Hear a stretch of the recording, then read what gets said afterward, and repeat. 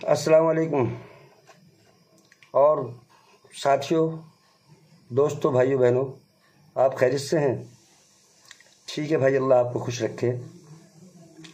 मेरे भाइयों, आपने हमें बहुत चाहा और बड़ा प्यार दिया भाई, आपका शुक्रिया और आपका तहे दिल से हम शुक्रगुजार हैं मेरे भाइयों। तो कई लोगों के फ़ोन आते थे, लोग पूछते थे भाई नूर भाई कोरोना के बारे में आपका क्या ख्याल है, कोरोना के बारे में क्या ख्याल है, क्या हो रहा है, ये क्या हो रहा है। तो सबके अपने अपने मन में ख्याल आ रहे हैं, सबको अपने अपने हिसाब से इसको जांच रहे हैं। लेकिन हमने जो देखा, हमने इसको इस अंदाजे से देखा है कि ये जो एक अजाब है, ये अल्लाह की तरफ से अजाब आया है, उस परवरदिगार की तरफ से अजाब आया है कि जिसने हमें पैदा किया है और जिसने ये आसमान बग़ैर सतून के रखा हुआ है। कोई इसमें बीच में वो नहीं है, सुतून नहीं है, फिर भी रुका हुआ है। ज़मीन पानी के ऊपर रुकी हुई है। तो ये सारे निज़ाम का चलाने वाला मालिक है। उसको अपने अपने रूप से और अपने अपने नाम से सब पुकारते हैं, अपने अपने नामों से सब पुकारते हैं।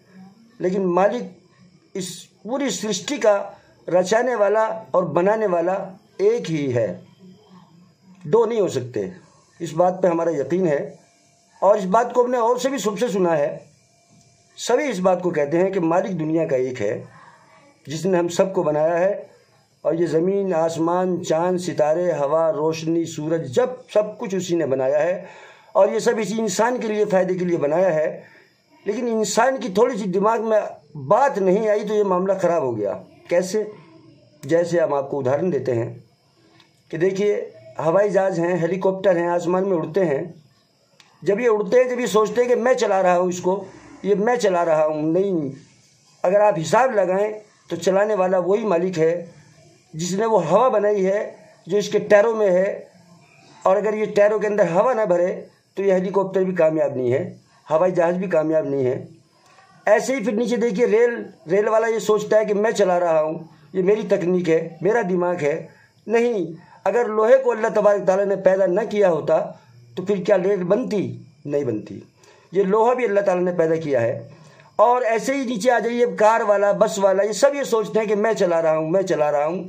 नहीं, चलाने वाला अल्लाह है। उस बस के नीचे भी हवा है जो चला रही है और उस कार के नीचे भी एक हवा है जो चला रही है, जो अल्लाह ने बनाई है, उस मालिक ने बनाई है, जिसने पेड़ बनाए हैं, जिन पेड़ों के अंदर फल बनाए हैं, फल के अंदर मिठास डाली है। इतनी अच्छी अच्छी कलाकारी उनके अंदर जो पेंटर कर नहीं सकता, ऐसी कलाकारी करने वाला एक मालिक है, एक कुदरत है, जिसने हम इंसानों को सबको बनाया और बनाने के बाद में हमें बताया।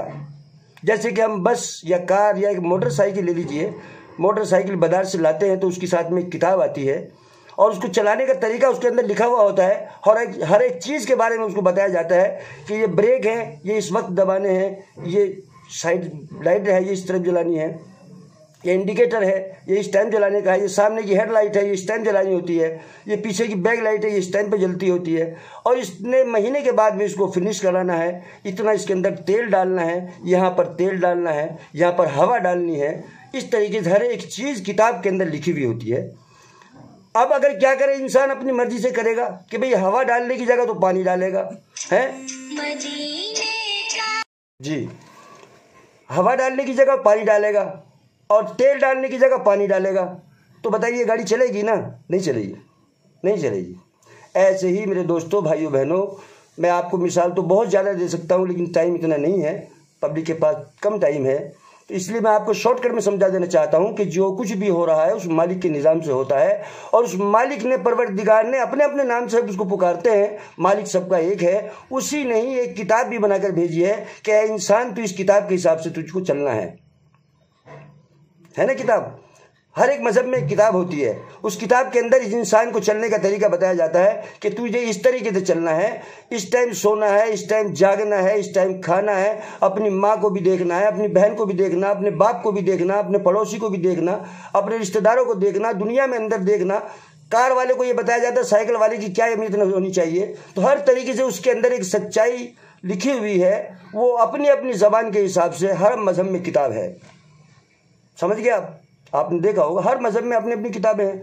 उन किताबों के अंदर, सभी के अंदर आप निकाल के देखें किसी के अंदर अलग अलग कोई बात नहीं है, सबके अंदर यही बताया गया है कि इंसान तू सबके फायदे के लिए पैदा हुआ है, खाली अपने लिए नहीं। मैंने सारी दुनिया की चीज़ें तेरे लिए बनाई और तुझे एक इंसान के लिए बनाया कि इंसान की जितनी भी मखलूक अल्लाह की हैं, परवरदिगार ने बनाई हैं, उन सब की हिफाजत करना, उन सबको इज्जत की निगाहों से देखना, उन सबको समझना, ये सभी ये इंसान का काम है। ऐसे ही ये किताब हमें भी दी थी।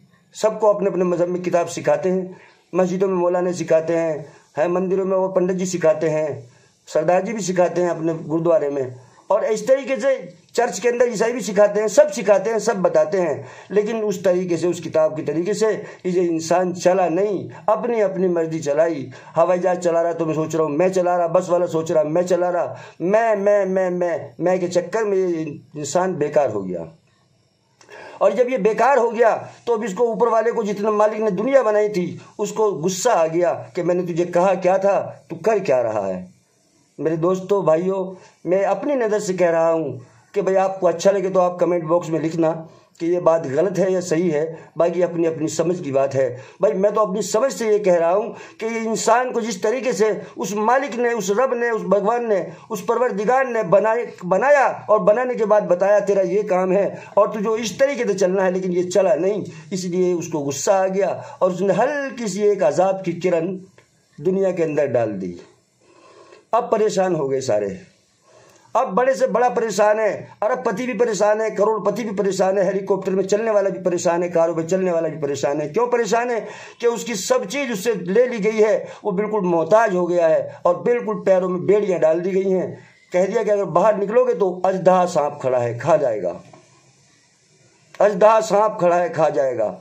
ठीक है, मैं मानता हूँ ये अजदहा सांप है, हम सबकी नकल में, समझ में, लेकिन ये एक अजाब है उस मालिक का कि जिसने हमें बनाया और हमें चलने का तरीका बताया और हम अपनी मर्जी से चले, और उसका नुकसान ये हुआ कि आज वो इस इंजन के अंदर आग लग गई और इंजन फट गया इंजन।